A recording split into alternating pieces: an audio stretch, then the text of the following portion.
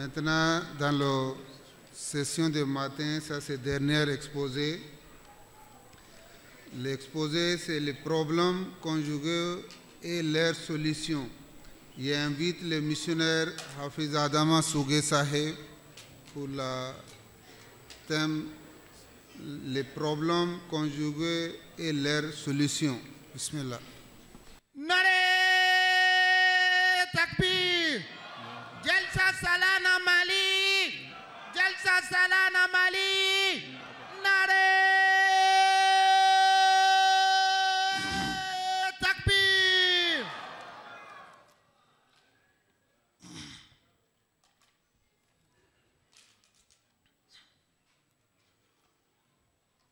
أشهد أن لا إله إلا الله وحده لا شريك له وأشهد أن محمدًا عبده ورسوله أما بعد فأعوذ بالله من الشيطان الرجيم بسم الله الرحمن الرحيم إن الله وملائكته يصلون على النبي يا أيها الذين آمنوا صلوا عليه وسلموا تسليما اللهم صل على محمد وعلى آل محمد كما صليت على إبراهيم وعلى آل إبراهيم إنك حميد مجيد اللهم بارك على محمد وعلى آل محمد كما باركت على إبراهيم وعلى آل إبراهيم إنك حميد مجيد بسم الله الرحمن الرحيم يا أيها الناس اتقوا ربكم الذي خلقكم من نفس واحدة وخلق منها زوجها وبث منهما رجالا كثيرا ونساء واتقوا الله الذي تساءلون به والأرحام إن الله كان عليكم رقيبا يا أيها الذين آمنوا اتقوا الله وقولوا قولا سديدا يصلح لكم أعمالكم ويغفر لكم ذنوبكم ومن يطع الله ورسوله فقد فاز فوزا عظيما يا أيها الذين آمنوا اتقوا الله ولتنظر نفس ما قدمت لغد واتقوا الله إن الله خبير بما تعملون الحمد لله ثم الحمد لله أمي الله سبحانه وتعالى تنو alede masaba kelen pe oye min kan ani tanduli ye sanga ani wati belajelela amme anga sharia okura kura ya Allah subhanahu wa ta'ala ka kiribatiya ka ana kasi dandeme amma sabati an duskuna ni ngafo an nenguna kum masami ye sangolo uda masami ye dukolo uda fengo fe mi be sangolo ni dukolo ni nyonche ani fengo fe mi be sangolo ni dukolo koka ni mbela jeni daba may masaba kelen pe inde min to Allahu flana taala aka masaya kona na sanga nyonti ala o sheria ko fe ame sheria ko kura ka donga fo damve ona sigiro machaya ni mbela jele chela Allah subhanahu wa ta'ala kelen pe de kerengere ka bonye ka fisaya ka korota katima damve to bela jele ka ke damve to bela jeni nyejoroi anu ka here soli sababu jien kono yanno an alkemaduna ka togoda Muhammadun sallallahu alayhi wa sallam amin nema ani baraka nyini Allah subhanahu wa ta'ala fe ako jidi dambe on la so here mayinka anaka so dungew anaka sahabaw ana de me bagaw wati belajele konnana alhamdulillah anga so maday na sigi nyama nu anga miruye kamne alela ani dinamba munu be keneka ani nabakele ngele na bela jele jalsa en keneka ami bela jele fo ni islam ya fo likay ni kanu folikan ye ni aljinɛdenw ka folikan ye n'o de ye assalamu alaikum wa rahmatullahi wa barakatuhu. Ni foli ka sanuma in tɛmɛnin kɔfɛ i n'a fɔ a bɔra k'a lamɛn cogo min mawdu'u min n'o kalifala ne la ko ka dakuruɲɛ fila fɔ a kan o de ye les problèmes conjugaux et leurs solutions ka bɛn ni Mali jalisa tako 16nan ye san 2024 in kɔnɔna na. Baabu in yɛrɛ kɔrɔ ye di bamanankan na o de ye ko furu kɔnɔna na gwɛlɛyaw ani o gɛlɛya ninnu wulili sababu walima a kunbɛli sababu ye jumɛnw ye. Gwɛlɛya jumɛnw ni jumɛnw de bɛ na sigi kɔnɔ an ka sigi kɔnɔnaw na an ka furu kɔnɔnaw na gwɛlɛya minnu bɛ an sɔrɔ tɔɔrɔ ko minnu bɛ na a kɔnɔ. O kuma na o kunbɛli furaw ye jumɛnw de ye ko ka dakuruɲɛ fila fɔ a kan. Tiɲɛ don n'i taasila nin mawdu in kan ka taa ɲɛfɛ i bɛna n'a ye k'a fɔ tiɲɛ don jɔnwala gwɛlɛya bɛ sigiw kɔnɔ bi furuɲɔgɔnyaw kɔnɔna kɔni ka d'a kan sɛgɛsɛgɛliw y'a jira ni an ye jateminɛ dɔɔni kɛ an ka Maliba in kɔnɔna na kunnafonidi sira dɔ bɛ a bɛ fɔ min ma studio tamani olu ye kunnafoniya di san 2022 san ko o san in kɔnɔna na i k'a dɔn k'a fɔ Bamakɔ sigi da 6 kɔnɔna na a district 6 kɔnɔna na min ka ca ka tɛmɛ furu 8,130 min sara k'a ka ca o ye. O kɔfɛ o seginna ka avril kalo o tile 9 san 2024 na an bɛ san min kɔnɔ ko k'a minɛ salon kana se o avril kalo tile 9 in o ka kuma in fɔ don o y'a sɔrɔ an bɛ mara min kɔnɔ jalisa bɛ ka tali kɛ mara min kɔnɔ n'o ye Kulukoro mara ye tribunal ka bolo kan o y'a sɔrɔ furu 76 de bɛ sali bolo kan nka 42 o sara ka ban o ma a tɔw de tun bɛ sira fɛ o y'a ye minnu bɛ tɛmɛ tribunal ka sira kan n'a sɛbɛn bɛ ka bila nka minnu taw bɛ kɛ o kuma na burusi kɔnɔnaw na fan wɛrɛw fɛ n'o tɛ se tribunal la n'i y'olu fara nin ka dun n'an ye kɛrɛfɛ jamanaw lajɛ yaasa e kana n'a fɔ ko nin ye Mali dama ye an kɛrɛfɛ jamana fɔlɔ n'o ye Burukina ye o kunnafonidi sira dɔ bɛ yen a bɛ fɔ min ma Gulmu Info olu y'a ɲɛfɔ san 2022 kɔnɔna na ko san kelen kɔnɔ san 2022 san ko Wagadugu kelen pewu kɔnɔ furu 1590 a ka ca o ye min sara Abidjan kɔnɔ olu ka kunnafonidi sira dɔ bɛ a bɛ fɔ min ma abidjan.net olu y'a di o ko san 2021 san ko furu min sara Abidjan kɔnɔ o fana bɛ taa ni ɲɔgɔnna na n'o ye 1590 na nin ye damadɔ ye diɲɛ bɛɛ lajɛlen kɔnɔ fa bɛɛ lajɛlen fɛ a bɛ nin cogo de la dɔw ta yɛrɛ ka ca ni nin ye piwu o b'a jira an na k'a fɔ jɔnya la gwɛlɛyaw bɛ sigi o kɔnɔ nka gwɛlɛya ninnu fura de ye furusa in ye wa o kuma na silamɛya bɛ mun fɔ an ye n'i ye ɲininkali kɛ jama na nin furusa baden in cɛw de nɔ don wa tari musow de nɔ don cɛw bɛna fɔ musow de nɔ don furusa baden in kɔni n'i gɛrɛla musow fan fɛ olu bɛna fɔ ayi cɛw de nɔ don furusa baden in cɛw de nɔ don o kuma jɔn de nɔ don o kuma na o kɔrɔ ye sisan cɛw b'a fɔ musow nɔ don musow b'a fɔ cɛw nɔ don o kɔrɔ ye an bɛɛ nɔ b'a la o la an bɛɛ lajɛlen kan ka jija an ka fan fɛ cɛw kan ka jija u ka fan fɛ musow kan ka jija u ka fan fɛ yaasa furusa baden bɛ se ka dabila cogo min ka d'a kan o t'a fura ye o t'a solution ye silamɛya bɛ fura jumɛnw de di an ma an b'a daminɛ kabini furu yɛrɛ ma kɛ fɔlɔ furu yɛrɛ ye mun ye Ala subhanahu wa ta'ala ka yamaruya don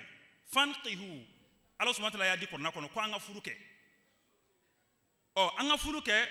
yaasa ka anw danfara ka bɔ dabaw la munu ni uti furuke obi yala nyon nofe fa ko tala ba ko tala balma ko tala ma nyon so romi obi de nga o semve yasa ka anda mbara ka bo ula anga furuke o ala kira sallallahu alaihi wasallam aseginauka ako an nikahu sunnati faman raghiba an sunnati falaysa minni ako furu ne muhammadu ka sunnatu do nga tasra do ay ni fo do mi ngama yasolo sahaba do oluk me barola olu ko nyoma tiar la furu ko yone anga se mbo ula anga nyeshi ala ko ima kanta ke batoy o ala ka sallam to no kuma na ko ayide furu me kedi furu ene muhammadu ka tasra ne ka tabulo do ne furu kew o na fura ko aka ne lade aba fo to ko ko aba nyeshi bato ma ninga ase mo furu ko ina ayide abi furu ke ne ka tabulo ni mami bana ka fo furu yere a condition bela jele ye nyon soro ila ni bana akelima ala kira sallam ku itale doy o koroy ya ala kasrabla o kuma bi yere kasrafe kula furu nyomaw korona yolu wole to warla muhsin an muhsina o ko mambe koli do kono mambe kana do kono mambe sinza do kono furu nyomaw olu be furu koli kono o be furu sinza kono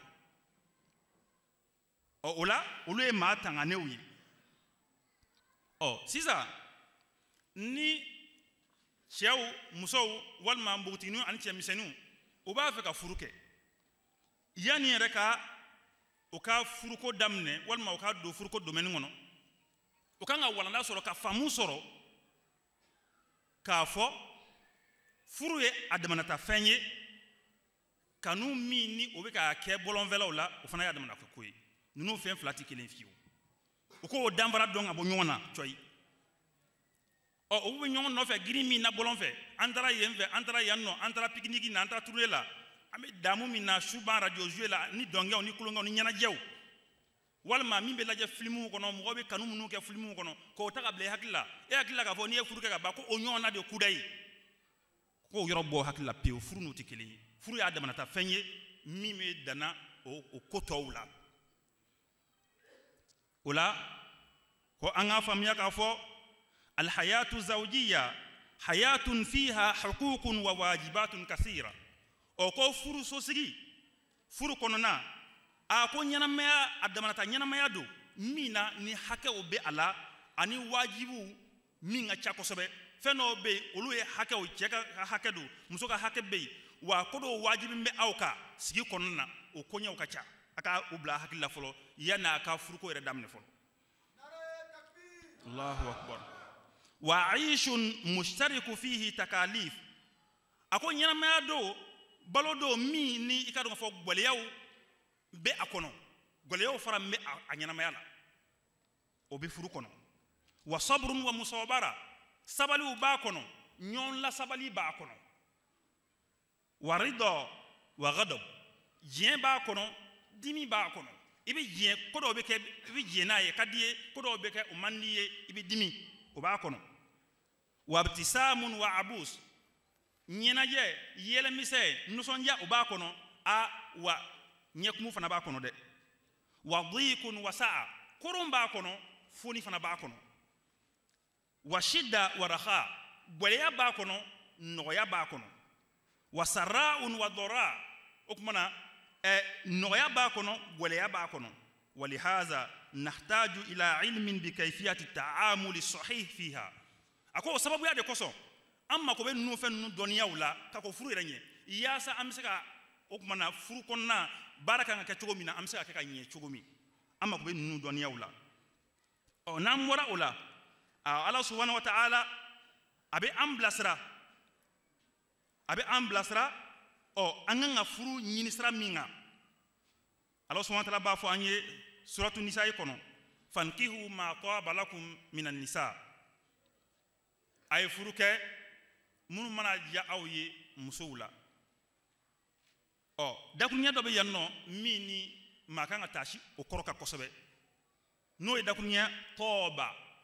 ma toba lakum o toba min vlani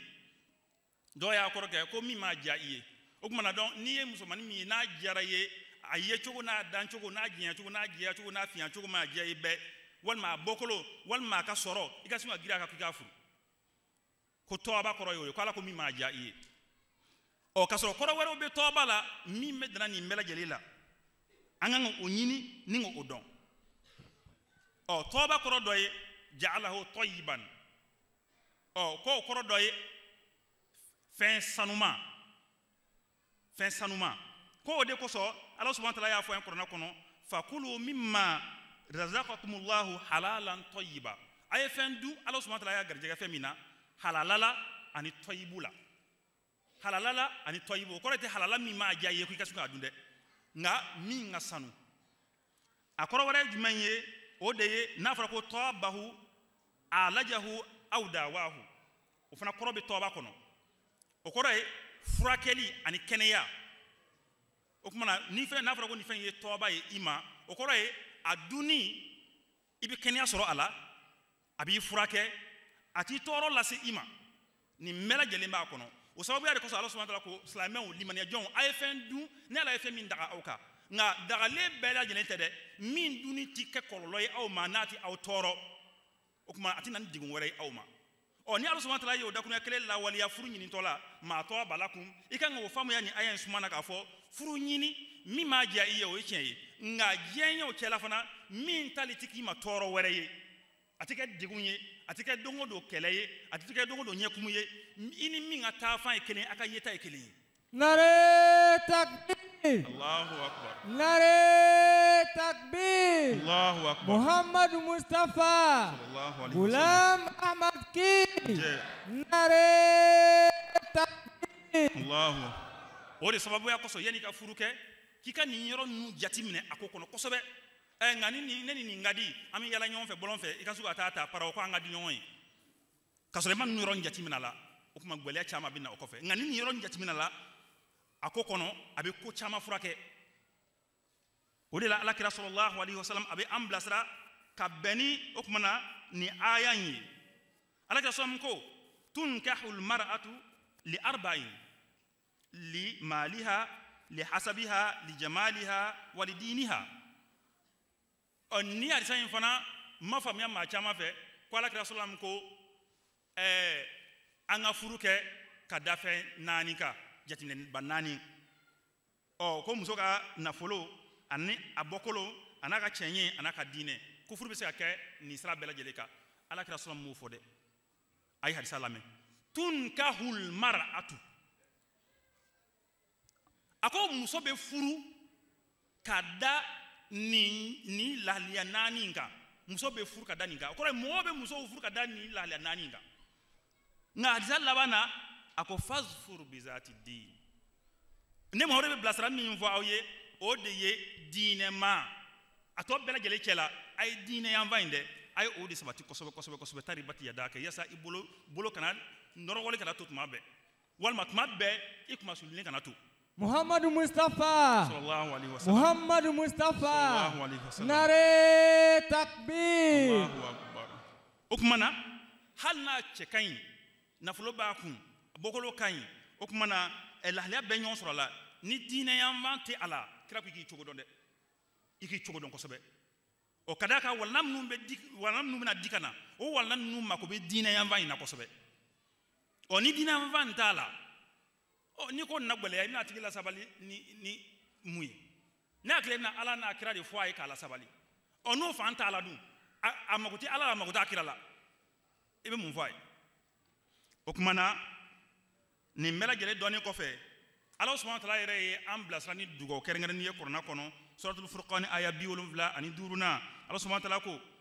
rabbana hab lana min azwajina wa zurriyyatina qurrata a'yunin waj'alna lil muttaqina imama ni aya min vlani ko on dabama ika dilika on ma kabin an furmuso wula ani anga bonawna maula mamnu be kay anye damu tayroy amanu lajet motuma anu sombe ja okuma an tubi lafiya waj'alna lil muttaqina imama ika ambela jeleke okuma limana jon yemawye ini be furu nyini na kikani dugo chaya kosobe yasa alabiski son mala mami ni obi ala don ni limana jondo nabska farika ika ala ko barawla amade hun o niye nu wala ndan nu fara nyonga niye nu donga ko furu nye ka nyini ni ke ni Israel ka ala delini ni sira ye i ye furu ɲɔgɔn min yɔrɔ sisan furu bɛ sɔrɔ ka siri i n'a fɔ silamɛya y'a fɔ cogo min furu bɛna siri i n'a fɔ silamɛya y'a fɔ cogo min na sisan nka a kan ka siri cogo di an bɔra ka aya 4 min kala walama aya sigiyɔrɔma 3 min kala ka d'a kan a taara yɔrɔ 3 de la ka bɔ kuranna kɔnɔ nka aya yɛrɛ bɛ taa fɔ 4 na ni aya ninnu de ye alakira sallam ka sunna ye a bɛ min kala o kumana furu siritɔla k'o de walawala furu ɲɔgɔnmaw ye ani maa fɛn o fɛn min bɛ kɛnɛ kan nka sɛgɛsɛgɛli y'a jira k'a fɔ an caman ni sira in bila furusiribaa caman ni sira in bila ka taa sira nɔgɔma dɔ ɲini an yɛrɛ ye n'o ye suratul inshira alamisira aya kalali ye tuma dɔ la teliya kama adamadenw teliyara o tɛ se ka sigi ka nin bɛɛ lamɛn ka walawalaliw lamɛn o tuma karamɔgɔ fana y'a nɔgɔya o bɛ taa alaminasira aya ta dɔrɔn ka a laban faragabu la ka dugawu kɛ ka wuli o tuma na walanda ninnu o bɛn'o sɔrɔ cogo di o de kosɔn silamɛya kɔnɔ a ɲininen don ni furu bɛ siri furucɛ yɛrɛ kan ka ye kɛnɛ kan a ɲininen don kosɛbɛ ni degun gɛlɛn tɛ furucɛ yɛrɛ kan ka ye kɛnɛ kan a y'a ninnu ka kalan a ɲɛna k'a kɔrɔ fɔ a ɲɛna muso ta kanunen don n'a ma se ka na baasi t'a la nka a kanunen don i komi ale de bɛ mara kɔnɔ cɛ ka mara kɔnɔ cɛ de ye maratigi ye o tuma ale de kan ka walanda ninnu lamɛn fɔlɔ fɔlɔ ni muso takbir Allahu akbar nare takbir Allahu akbar Muhammadu Mustafa nare takbir nka ni muso fana sera ka na baasi t'a la a bɛ sigi muso fan fɛ o tuma na ninnu aya ninnu bɛ kalan ni kalancogo la k'a ɲɛfɔ k'a walawala di mɔgɔw ma alakira sallam tun b'a kɛ o kɛcogo de la o tuma na an ka jɛ ka aya ninnu lamɛn aya fɔlɔ suratu nisa aya 2 Ala subhanahu wa ta'ala b'a fɔ aw minnu aw adamadenw a y'a daminɛ aw adamadenw na aw mɔgɔw aw minnu ye mɔgɔw ye kɔni ittaku rabbakum a ye siran aw daba man ye allazi khalaqakum min nafsin wahida aw daba man min ye aw dan ka bɔ nin kelen na wa khalaqa minha zawjaha o kuma ka nin jɛɲɔgɔn fana da ka bɔ o nin kelen na wattaqullaha allazi wa basa minhuma rijalan kasiran wa nisaa o kuma na o maa fila sisan ala subhanahu wa ta'ala cɛrili kɛ ka bɔ olu la cɛ caman na ani muso caman na wattaqullaha allazi tasaaluna bihi wal arham a ye siran ala ɲɛ o kuma na a bɛ deli kɛ ni ala min tɔgɔ ye walama a bɛ ɲɔgɔn deli ni ala min tɔgɔ ye ani sinji inna allaha kana alaykum raqiba ka d'a kan ala subhanahu wa ta'ala ye aw kɔlɔsibaa ye aya 2 o bɛ i ka dɔn ka fɔ suratul ahzabi la a ayan 71 ani 72 ani 2 ala subhanahu wa ta'ala b'a fɔ yen nɔ aw minnu ye limaniyajɔnw ye a ye siran ala ɲɛ a ye kumakan tilelenw fɔ kumakan sabatilenw fɔ n'o kɛra ala bɛ aw ka baaraw dilan ka ɲɛ ka di aw ma wa ala bɛ aw ka jurumuw yafa aw ye maa o maa n'i ye ala labato k'a kira labato e de ye nin yɔrɔ sɔrɔ nin yɔrɔ min n'a ka bon kosɛbɛ aya 3 walima 4 o bɛ sɔrɔ i k'a dɔn ka fɔ suratul hashiri kɔnɔna na o aya 10 ani 9 na ala subhanahu wa ta'ala bɛ segin a kan aw minnu ye limaniyajɔnw ye a ye siran ala ɲɛ aw ka lajɛli kɛ ka taa fɛn ma a bɛna min sɔrɔ aw yɛrɛ ɲɛ sini a ye siran ala ɲɛ kokura ka d'a kan ala kibaruyalen don aw ka baara bɛɛ lajɛlen la ni aya belebeleba ninnu de bɛ kalan alakira fɛ sallallahu furu siritɔla k'a ɲɛfɔ k'a walawala mɔgɔw ye o tuma na a walawalali ka bɛn ni waati ye waati ka surun kosɛbɛ an ye point damadamani ta a la i n'a fɔ point 7 ɲɔgɔnna kuma belebeleba minnu b'a kɔnɔ laɲini belebeleba minnu bɛ aya ninnu kɔnɔ o 7 ɲɔgɔnna an y'o ta nka a ka ca ka tɛmɛ nin bɛɛ lajɛlen kan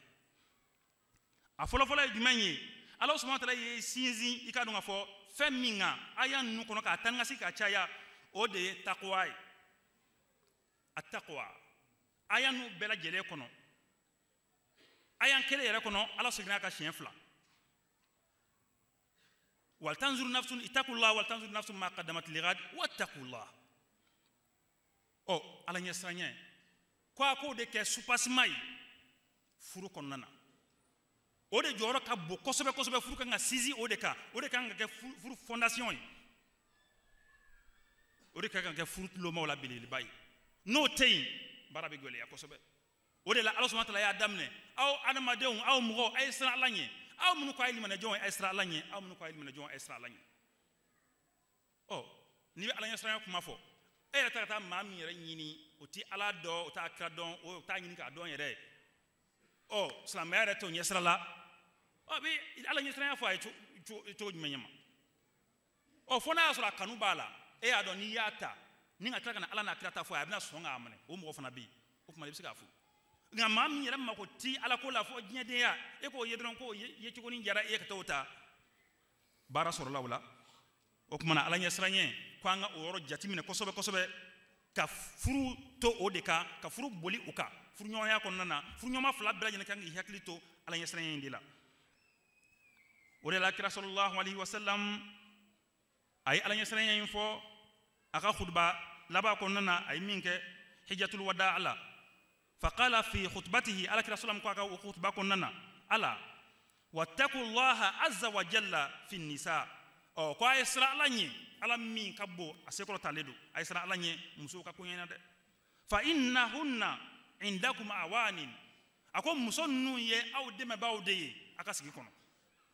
akhastumuhunna bi amanatillahi a ye muso ninnu ta ka na o ye a ka sigi kɔnɔna na ni ala ka danaya de ye wastahlaltum furujahunna bi kalimatillahi azza wa jalla a ye muso ninnu ka tafibolo daga aw yɛrɛ ye ni ala ka kumakan de ye ala min sekɔrɔtalen don o kuma na ko a ye siran o ala ɲɛ muso ninnu minɛ ko la amadenw nin ye kuma belebeleba ye ala subhanahu wa ta'ala ko a ye siran ala ɲɛ muso ninnu minɛ cogo la a ye o ta ni ala ka danaya de ye ka o daga aw yɛrɛ ye ni ala tɔgɔ ye tiɲɛ dɔ kɛ aya in y'o fɔ o allazi tasaaluna bihi ko a ye ɲɔgɔn deli ni ala min tɔgɔ ye ne hakili la e taara don min e ko k'a di i ma ala n'a kira de kama olu fana ko k'o y'a di ma ala n'a kira kama a ma ala tɔgɔ fɔ ala subhanahu wa ta'ala ko a y'a ɲini ni ala n'a kira tɔgɔ ye a dira aw ma o danaya de kɔnɔ wa o dagala aw ye o danaya kelen de kɔnɔ k'o kuma a ye siran ala ɲɛ dɛ a ye o minɛ ka ɲɛ ni ala ɲɛsiranya ye o kɔfɛ min nafsin wahidatin ala subhanahu wa ta'ala ko ale ye an dilan ka bɔ nin kelen na nin yɔrɔ in ka bon ko in kɔnɔ kosɛbɛ ko cɛw k'a faamu ka fɔ olu ma dilan ka bɔ fɛn dɔ la damana musow fana ma dilan ka bɔ fɛn dɔ la damana dɛ nin kelen a bɛ tali kɛ nin kelen de la i n'a fɔ a y'a fɔ cogo min musow ni cɛw bɛɛ lajɛlen bɔra lasulu kelen na aw bɔra lasulu kelen na o de kan ka faamuya di aw ma a ka faamuya k'a fɔ a ka fɛtaw a ka kanutaw olu bɛ sanga ni ɲɔgɔn ye o bɛ taa ni ɲɔgɔn ye fɛn min ka di cɛ ye berebereli la nisɔndiya kumaw na kuma ɲumanw na kɛcogo ɲumanw na k'o ɲɔgɔn na ka di muso in fana ye a bɔra lasulu kelen na a t'i n'a fɔ fɛn dɔw bɛ yen ko o man di e ye e min ye cɛ ye i t'a fɛ a ka k'i la i t'a fɛ a ka k'i somɔgɔ la i t'a fɛ a ka ta ka ɲɛsin ma fan ci fɛ nka e ko o ɲɔgɔn na ta ka ɲɛsin muso in ma a k'o tɛ dɛ o tuma na ko ni i t'a fɛ kumakan jugu ka fɔ i ma kɛwale jugu ka ta ka i sɛgɛrɛ kana kumakan jugu fana fɔ muso in ma o tuma na kana kɛwale jugu ta ka a sɛgɛrɛ n'a y'a sɔrɔ n'i m'a faamu o de la a tɔgɔ di bamananw b'a fɔ furusiri yɔrɔ la ko a ka hakili to busan nɛnjan na o ye jumɛn ye o ye nɛni juguw de ye tuma dɔ la cɛ m'a dimi dɔrɔn ne de cɛ ye ne de bɛ se ka nɛni nasuguya bɛɛ lajɛlen fɔ muso ma o t'a bɔ ni ka tila ka muso kɔsa ka don muso masaw la o t'a bɔ ka muso balimaw bɛɛ lajɛlen ne ta ka o kumana a ka kabila bɛɛ lajɛlen ta k'o bɛɛ lajɛlen nɛni o sen fɛ o tɛ busan nɛnjan ye ka d'a kan e de bɛ se k'a fɔ ni muso y'a ɲɔgɔnna fɔ i b'a fɔ i b'a furu sa walima k'i b'a gosi ko ka d'a kan ko a y'i masaw nɛni walima a y'i balimasiraw nɛni a man di e ye e ka nɛni ka don i masaw la ka don i somɔgɔw la e b'o kɛ ale la cogo di ala subhanahu wa ta'ala ko min nafsin wahidatin a man di e ye cogo min a man di ale fana ye ten e b'a fɛ i ka bonya cogo min i ka minɛ ka ɲɛ cogo min ko o ɲɔgɔnna fana ka di ale fana ye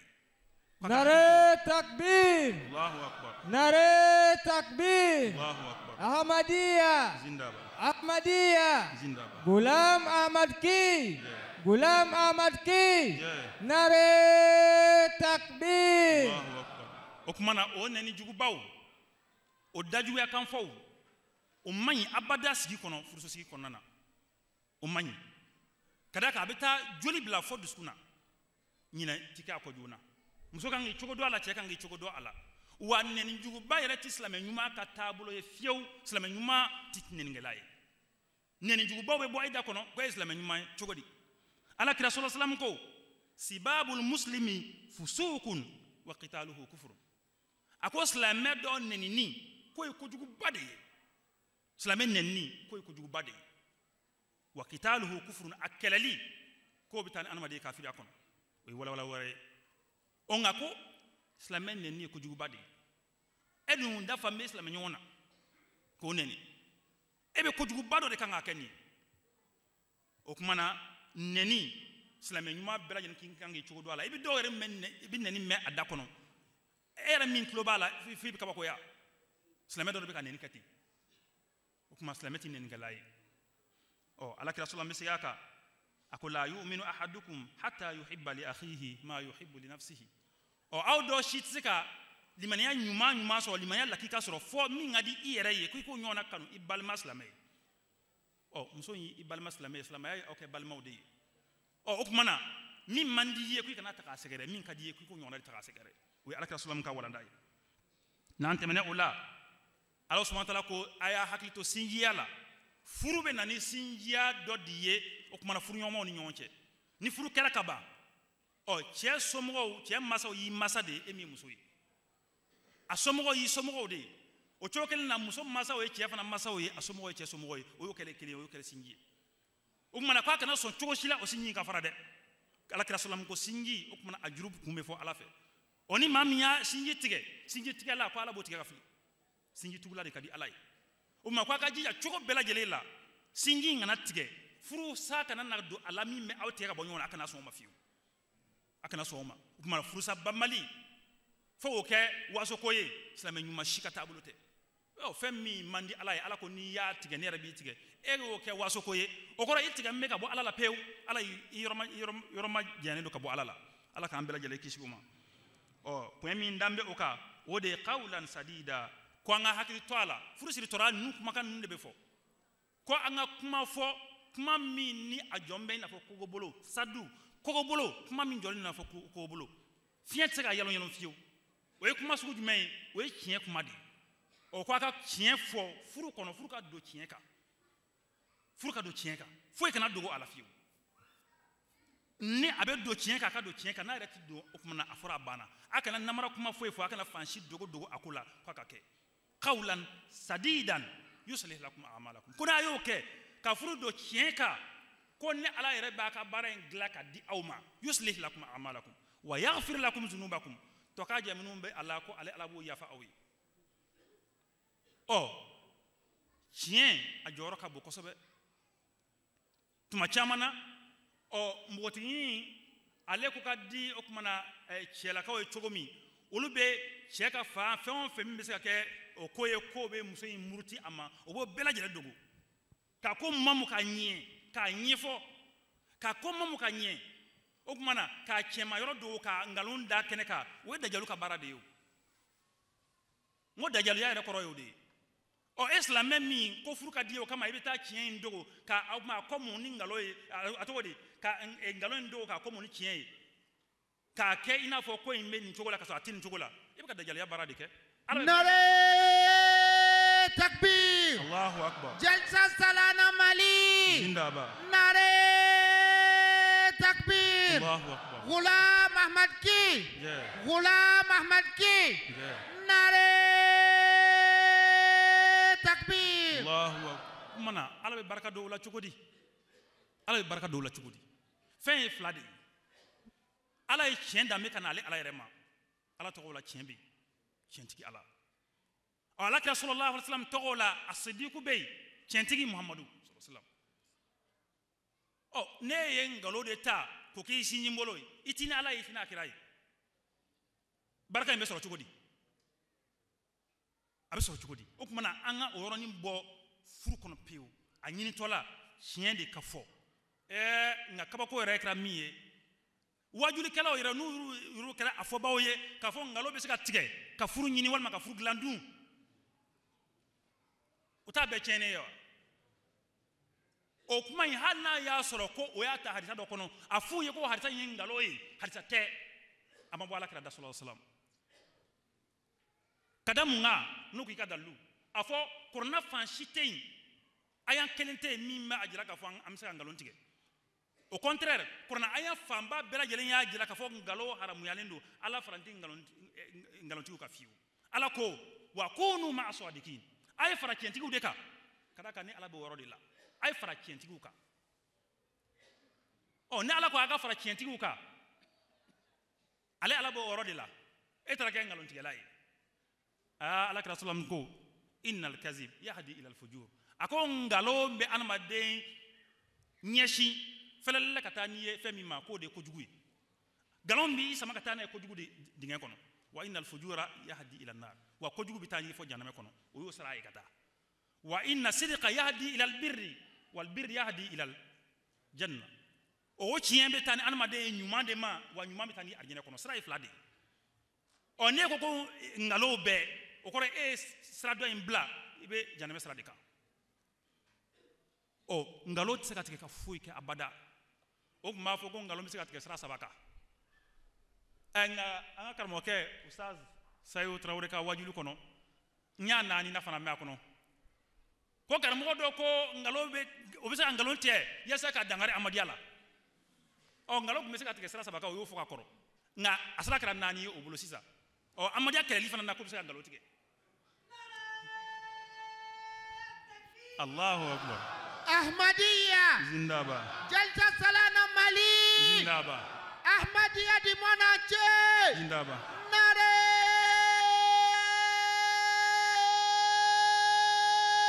Takbir Allahu ja oni ngoma ke miye obo fara aka ngalo mi sikati ola ona kera nani bi shini ni fero na dia o ba fo ngalo sikati ko fana na tuni amta mino koyi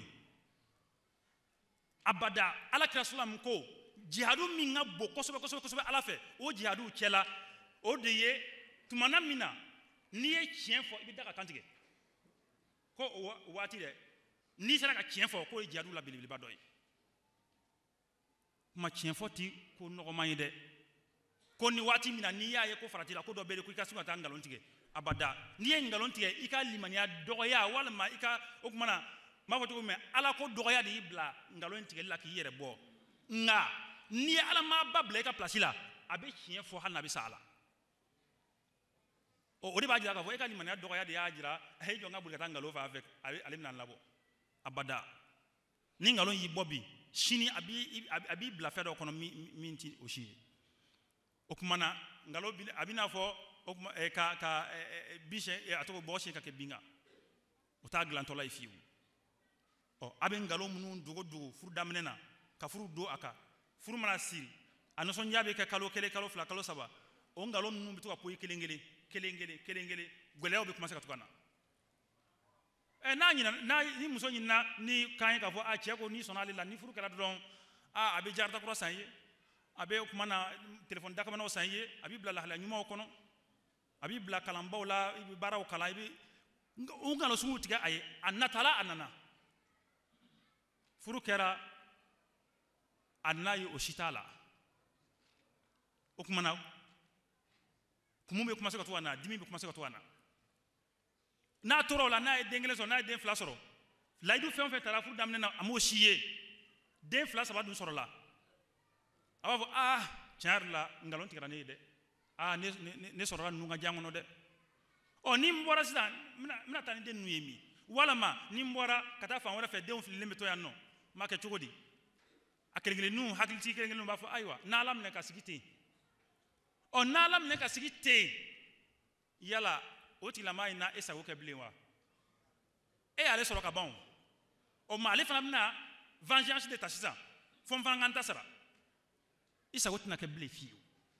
o kuma na amo dan orla yanga donga fo abada ngalon fanshi makanga yi akono anga tani cien sara di ala subhanahu wa ta'ala fo ko galea o kofe ala subhanahu wa ta'ala ko anga hakilito ala na kira kala likauna o man yuti illaha wa rasulahu ala na kira kala likani barakanu yi ko ere ni rasulu bagai o kuma na kuma telia kuma sen worona wal tanzur nafsun ma qaddamat li ghadin ako ni kelgil nabbe kala jel ka ta fema ibna ta mi soro nyeshini ko la furso si ko na la rasul mini ayen kala fur nyoma fla cheni muso ko aka nyomne bela jeni ka jije ka fanfe ki ka haka dafa ka nyeshi i fur nyoma ki i jigi da fe ka ibna ta mi soro ala fe alkiyamadu ibna ta mi soro ala fe de ki jigi dawde ka ko de fle ibika nyumanga mi ka no fle ika sarami mi ala fe ko de laje cheka nyumake musoe ko kadaka ala ko ngake nata sara sura ala fe hani musoe ma doni muso ka nyumanya ke a cheye ka chella bato asekuna da majira bela jelela ko ani che ma doni ala ko ngake mega ala de batoni manata sara sura ala fe ni barami meka ke ala kama baraye ma shitigi farfa ala fuetigi farfa ala Nare takbir Allahu akbar Nare takbir Allahu akbar ngani barabe ka ke nyonye da flela nyaka amadonye madabla nyaka amadonye madabla abebe dabla okuma nambade Allah subhanahu wa ta'ala ko kuma labana inna Allah kana alaykum raqiba akonne alaye aw koloshi baye de ne alaye aw koloshi baye bara ngono koni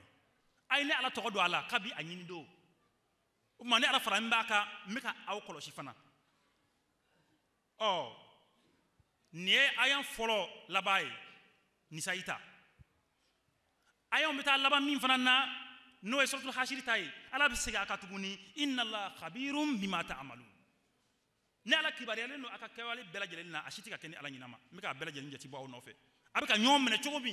ko ne ala bika bela jati mine okumana ala nya salanya ka to hakilla ni akila ka bla hakilla tuguni furu nyom maw ko ala bika jati bo on no fe okumana no kera aka cha ala fe gole acha mabe wuli ambadeun furu kodo tete ko kulangolondo ko anya akete anse fede ayide furu to fenye okumana anga donga fo hakaw be ala hakam num be ala tila buloma ala ka salam ko lakum alayhinna hakun wala hunna alaykum hakun haka do be muso bolo ciyawka haka do be ciyaw bolo musoka nimbela nyanga ngi tanyi ka do nga ciyaw furso si konana ar-rijalu qawwamuna 'ala an-nisa'i bima faddala Allahu ba'dahum 'ala ba'din wa bima anfaqu min amwalihim Allah subhanahu wa ta'ala ko furso si konana bela jeni ka famu furu nyoma fla ka famu osomo ka famu masunya mo be ka famu ar-rijalu qawwamun ko ciawde jommeni duwe ciawde dutigi ya kalfala ciawde la o joren woni o dira ciawde ma bima faddala Allahu ko kadaka o marake chogo ko Allah ye o di ciaw ma kadaka o fisa bi ciawde bulu ciaw kafsa muso ye o kuma o marake chogo strafe ati nafo ko nyane maya selege bela jelela ko ciaw kafsa muso ye do ko hakla yo ye ko ciaw kafsa muso ye ko ala kote ayide ala ko strafe ciaw mam sa muso ye de ala mo fofan chife abada kuma la sunya bulu man tna faraka taw strafe o ngani yoro ndela furu so sigila maradira ciaw de ma ko kadaka ala ye o kuma o fisaya di ciawma ciawdi jol mendui o jagwera ciawka no te muso irubi se kodo la ciawti se ulaw mu ciawbi se kodo la muso ti sala chogomi muso irubi se kodo la ci ti se ko ke ma ci muso kafsa ciaw o strafe ola anga fam ya ko ni yoro inde kodo furu kononana ciede o kuma furu kalfala ale de la ale jol meni duyi funyoma fla muso ko de famu muso somo ka famu bela jele ka famu ko kuma laba de bi ciebulu furu so sigi kono ngat madola furu wi keke ciega kuma ti lame muso somo mana mi fo muso o de be ke wal ma cie somo de ka kuma be mene la atita osraka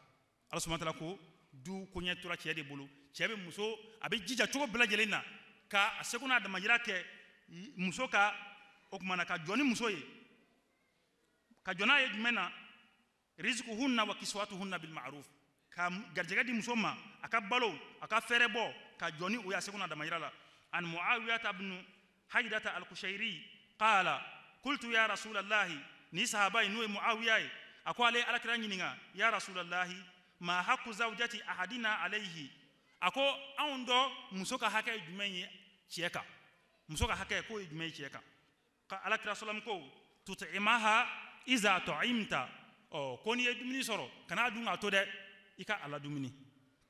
wa taksuha iza tasaita o kuma na fini ni ye fini sɔrɔ fini di a ma k'a sutura kana a lankolon to yen wala tadribil wajiha ikini taabolo kɛ a bugɔli ye a gosili ye kɛrɛnkɛrɛnnenya a ɲɛda la ikini taabolo kɛ a gosili ye wala tuqabbih ko I kana kuma jugu fɔ a ma wala tahjur illa fil bayt o kuma na ko ni ko bɛ aw ni ɲɔgɔn cɛ ni kan ka a ladabuya ko I ko kɛ so kɔnɔ o ye alakira sallam ka kumakanw ye a nafaqatu alayha ka nafaqati bɔ a ka furu nafolo nin bɛɛ bilala cɛw de kan o kuma na nin ye muso ka hakɛw la belebelebaw ye amadenw nin ye muso ka hakɛw la belebelebaw de ye cɛw kunna ni kulo ma da ni fɛ an balimamuso I n'a mɛn k'a fɔ ja e ka hakɛ tɛ fɛn dɔw ye nka e b'o jija m'a fɔ cogo min karata ta fo ka taa kɛlɛ bɔ a la ka taa furusako bɔ a la ka taa ko caman bɔ a la ka to I ka hakɛ yɛrɛ tɛ I ka hakɛ ye min ye n'i y'o dɔn I bɛ dan o ma a tɔ ye o kuma farangaw ye o kuma na ɲɔgɔn nisɔndiya ni diya bɛ yen farangaw bɛ k'a la nin kɔnɔ amadenw I ma téléphone da gɛlɛn san ko kuma mɛ nin kɔnɔ yala e ye bazɛn riche ko kuma mɛ nin kɔnɔ I gɛzinɛri ko kuma mɛ nin kɔnɔ yala o kuma na e ye sanga wuli baden ko kuma mɛ nin kɔnɔ wa amadenw yala e ye pari wari ko kuma mɛ nin kɔnɔ wa o mana fɛn min tɛ ka hakɛ ye o bɛ taa ka taa o kɛlɛ de kolokolo k'o da cɛw da la an ka to silamɛya koli kɔnɔ ka furu matarafa fɛn min bɛ a kisi sali ma ko waati sera o kuma na muso ka hakɛ dɔ ye jumɛn ye ni muso ka ca cɛ bolo I ka jija ka tile o ni ɲɔgɔn cɛ kɛnɛka tilenya I ka jija I kana jɛngɛ I ka tilenya kɛ fɛn minnu fɔra k'u y'u ka hakɛ ye I ka tile o ni ɲɔgɔn cɛ o hakɛ ninnu na fɛn minnu fɔra ka tɛmɛ o ka sokɔnɔna o kuma na o fɛrɛ bɔli o ka dumuni ko n'a ɲɔgɔnna I k'i jija I ka tile olu la o dɔw fana ye ayan dɔ ta ko in khiftum alla ta'dilu fa wahida ko ala kam ni tɛ se ka tile ko I ka da kelen ma olu o tilenya kɛ min ye o ti ala ka laɲini ye dɛ abada o ti ala ka laɲini ye olu bɛ tilen coy min fɛ o ye ala de ye ala de bɛ se k'o tilenya kɛ ala de ye tilen masa ye adamaden mana kɛ cogo o cogo duufu b'i ka ko la tɔka jɛ b'a la wa ala y'o fɔ ala subhanahu wa ta'ala ko lan tastati'u an ta'dilu bayna an-nisa'i walau harastum a ko aw tɛ se fiyewu ka tilen muso ni ɲɔgɔn cɛ tilenya min bɛ ka fɔ mɔgɔw fɛ an mana yɛrɛ kɔlɔsi cogo o cogo a tɛ se dɛ nka ni ala bɛ min ɲinina fala tamilu kullal mayli fatazaruha kal mu'allaqa kana o kuma I jɛngɛ bɛɛ lajɛlen la I ko wɔlɔsɔ ka taa fan kelen fɛ ka dɔ in to yen I ko fɛn lankolon fililen o de ma di ala ye takbir Allahu akbar Muhammadul Mustafa rahmatan lil alamin zindabad o kuma na ni yɔrɔ de kan ka to hakili la nka olu bɛ ka kɛ min ye o tɛ dɛ o la alakira sallallahu alaihi wasallam a y'a jira k'a fɔ dusukuntigi se t'a la min bɛ ɲuman caya ka ɲɛsin dusukuntigi ma dusukuntigi bɛ o de kanu min bɛ juguman kɛ ka ɲɛsin ma I tɛ se ka o kanu jubilatil qulubu ala hubbi man ahsana ilayha o maana maa min bɛ ɲuman caya ka ɲɛsin ma jagoya I dusukun bɛ taa o tigi fan fɛ I dusukun yɛrɛ se t'o la o la ni maa min ko I bɛ tilenya in ta ka taa n'a ye sira dɔ kan I b'a jɛ fewu I bɛ a jɛ o la ala kira sallallahu alaihi wasallam sira min don an kɔnɔ o siraw de ye nin ye yaasa o kuma na an bɛ se ka hakɛw dafa cogo min na musow fan fɛ musow ka hakɛw cɛw kan olu de ye nin ye cɛw ka hakɛ musow kan o ka ca ka tɛmɛ musow ka hakɛ kan cɛw kan an bɛna o hakɛw fɔ ko waati dafara o tɛ se ka fɔ bilen cɛw ka hakɛ ye min ye musow kan nka a kɔni ka ca ka tɛmɛ musow ta kan ka ɲɛsin cɛw ma dɔw bɛ aya kala ko ala subhanahu wa ta'ala ko lahunna mislu allazi alayhinna bil ma'ruf ka dan o yɔrɔ la yen ko ala ko ɲuman min kan ka kɛ muso ye ko o kuma na muso kan ka min kɛ cɛ ye ko cɛ yɛrɛ kan ka o ɲɔgɔn na de kɛ musow ye ɲumanya la ni nka cɛw ka hakɛ ni muso ka hakɛ ko o dakɛɲɛ ni aya in ye ni dana nin yɔrɔ in na ayi dɛ walirijali alayhinna daraja I b'o fara a kan ala subhanahu wa ta'ala ko nka cɛw ta fan daraja ka bon musow ta ye ala y'o fɔ o aya kelen kɔnɔ o ma kada ka cɛ kawamu de ale ye jɔn min du ye ale fɔlɔ ye muso de bɛ tugu ale kɔ o ma cɛ ka hakɛ de ka girin muso ta ye fɔlɔ o la an k'an jija ka nin yɔrɔ faamu fɛn o fɛn min bɛ kɛ sababu ye ka na ni furusa ye ka jija k'o bɛɛ lajɛlen bɔ an sen kɔrɔ Ala subhanahu wa ta'ala ma sɔn furusa ma hali n'a y'a sɔrɔ a y'a daga nka man d'a ye Ala kira sɔrɔ ko ten abgadul halali indallahi at-talaqu fɛn min man di Ala ye fiyewu nka a y'a daga a kɔni man d'a ye fiyewu k'o ye furusa ye o kɔrɔ ye silamɛ ka baara man kan kɛ furusa ye fo ka taa i waso n'a ye n'i y'a kɛ n b'i furusa n bɛ taa dɔwɛrɛ ta sini bɛɛ dɔwɛrɛ bɛ na i place la ka waso n'o ye ko i bɛ ka waso ni kojugu de ye fɛn min man di Ala ye i bɛ ka waso n'o de takbir Allahu akbar Muhammad Mustafa sallallahu alaihi wasallam Muhammad Khatam Nabi o kuma na furu tɛ fɛn lankolon ye ko e b'o kɛ o cogo la Ala subhanahu wa ta'ala ko furu ye ale Ala ka kabako de ye wa min ayati an khalaqa lakum min anfusikum azwajan litaskunu ilayha wa ja'ala bainakum mawaddatan wa rahma inna fi dhalika la ayatin liqaumin yatafakkarun ko ale Ala ka kabako do furu min filɛ aw ni ɲɔgɔn cɛ ale Ala ka kabako do ka kanu do aw ni ɲɔgɔn cɛ ka basigi do aw ni ɲɔgɔn cɛ ko ale Ala ka kabako do dɛ nka ko a tɔgɔ di maa minnu bɛ taasi k'olu de bɛ kabako ma yɔrɔ y'a la nka ne tɛ taasi furu bɛ kɛ e bolo fɛn lankolon ye n b'a bila n bɛ taa dɔwɛrɛ ta n b'a bila n bɛ taa dɔwɛrɛ ta o kuma ko Ala ko i tɛ taasi baa ye dɛ o kuma Ala ka kabako do o la Ala subhanahu wa ta'ala ko ni muso ka lahala dɔ ma diya aw ye ko a ka lahala wɛrɛ bɛ se ka diya aw ye khalifa duurunan an bɛ min ka waati la Mirza Masrour Ahmad ayadahullah ta'ala a ye ladilikan caman di a ko sigi kɔnɔna na k'an ka an ɲɛ jɔ ɲɔgɔn ka ɲumanw de la muso bɛ min kɛ n'o ka di i ye ko i k'i ɲɛ jɔ o de la k'o de to i hakili la jugumaya yɔrɔ in k'i k'o ye k'o to yen cɛ fana bɛ min kɛ n'o ka ɲi k'i k'i ɲɛ jɔ o de la k'o bila i hakili la jugumaya yɔrɔ i k'o ye k'o to yen maa si tɛ yen min a dafalen don maa a ka ɲɔgɔn minɛ o cogo la n'a ma ɲɛ k'a fɔ gɛlɛya nana k'a ko o dilan aw ni ɲɔgɔn cɛ Ala ko ten kuranɛ kɔnɔ fa aslihu bainahuma a tɔgɔ di Ala subhanahu wa ta'ala ko takbir Allahu akbar Khalifat Ahmadiyya zindabad ko a ka dilanni kɛ a ni ɲɔgɔn cɛ wasulhu khair ko dilanni ko o de ka ɲi kosɛbɛ aw ni ɲɔgɔn cɛ a bɛ daminɛ aw ni ɲɔgɔn cɛ fɔlɔ ni fɔɲɔgɔnya nana k'a fila a ka a dilan aw ni ɲɔgɔn cɛ a segu na damajira la ni muso ye ko dɔ ye cɛ fan fɛ n'a ma diya a ye wa in imra'atun khafat min ba'liha nusuzan wa ayana n'a ye ko a ka jija a k'a dilan aw ni ɲɔgɔn cɛ ni cɛ fana ye fɛn dɔ ye muso fan fɛ n'u ma diya ye a ka jija a k'a dilan ni ɲɔgɔn cɛ fɛɛrɛw dira cɛ ma kuranɛ kɔnɔ fɛɛrɛ minnu kan ka ta yasa ka o dilan furusa kana bɔ a la n'a dɛsɛra a la Ala kira sallallahu ko furu tɛ se ka siri ni seere fila tɛ ani denfaw o mana denfaw bɛ yen seerew bɛ yen cɛ la seerew bɛ muso ta la o ma seerew ka da don a la olu fana ka kuma yasa o kumana furusa bɛ se ka bali cogo min